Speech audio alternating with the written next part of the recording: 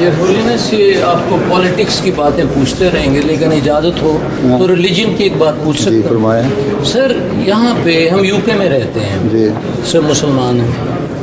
یہاں پہ جب شریعہ لا کی بات ہوئی اور آرچ بشپ آف کینٹربری نے جا کے ایک لیکچر دیا ہائی کورٹ میں، اس کو انوائٹ کیا گیا تھا کہ شریعہ لا پہ لیکچر دو، اور اس کو آؤٹ آف کانٹیکسٹ باتیں لے کے جو اچھالا گیا، حالانکہ اس نے بالکل صحیح بات کی تھی شریعہ لا پہ. اسی طرح لارڈ جسٹس فلپس نے جو کہا. آپ کی کیا خیال ہے، آپ کا کیا رائے ہے کہ شریعہ لا یو کے میں ہونا چاہیے کہ نہیں ہونا چاہیے؟ شریعہ لا تو وہاں ہونا چاہیے جہاں اسلامی حکومت ہو، ٹھیک ہے نا.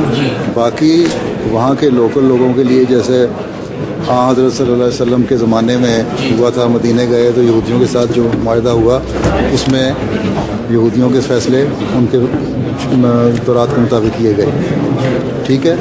وہ ایک معاہدے کے تحت اگر اس طرح ہوتا ہے یہاں بھی کرتے ہیں تو ٹھیک ہے. لیکن بات یہ ہے کہ چند ایک موٹی موٹی باتیں تو آپ لے لیں گے، جو اس کی جزیات ہیں، آگے تفصیلات ہیں، کون سی شریعت لاگو کریں گے، فقہ حنفیہ کریں گے، مالکیہ کریں گے، امام شافی کا کریں گے، یا آگے فقہی مسائل پہ شروع ہو جائیں گے نا، اس کو کس طرح ڈیل کرنا ہے.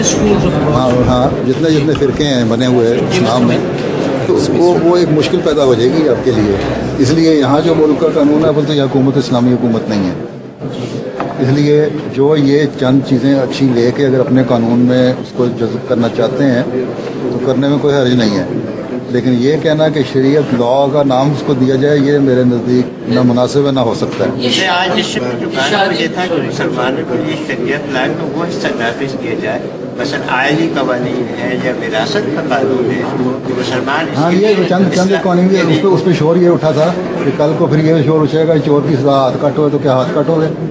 نہیں، اس نے نہیں کہا تھا، لیکن اس کے اپوننٹ جتنے تھے انہوں نے یہی سوال اٹھایا تھا نا. بلاسفیمی لا بھی جو ان کے نزدیک ہے، جو ہمارے نزدیک بالکل ڈیفینیشن اس کی اور ہے، یا چور کے سزا تو کلیئر کٹ ہے تو میں نا اس کے آگے ڈیفینیشن ہے، کس طرح ہے، کس حد تک ہے، کون سے چور ہیں. لیکن بہرحال جو اس پہ اعتراض کرنے والے تھے انہوں نے یہ اعتراض کیا تھا.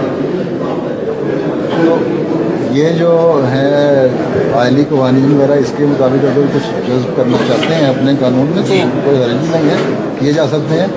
لیکن پھر اس میں بھی آپ کو دیکھنا پڑے گا ہر فقہ کا کہ کہاں تک اس میں ایسی چیزیں جو کامن ہیں آپ کی. یہ میں عرض کرنے والا تھا جیسے انہیریٹنس لا ہے یا میرج ہے، نکاح تو سب کوئی بھی فرقہ ہو، نکاح کا ڈیورس کا تو وہی ہے نا. تو جو بیسک پرنسپلز ہیں جی سر، یہی تو میں عرض جی شکریہ. لیکن تو اس کے لیے پھر فاصلے عدالتیں بھی تو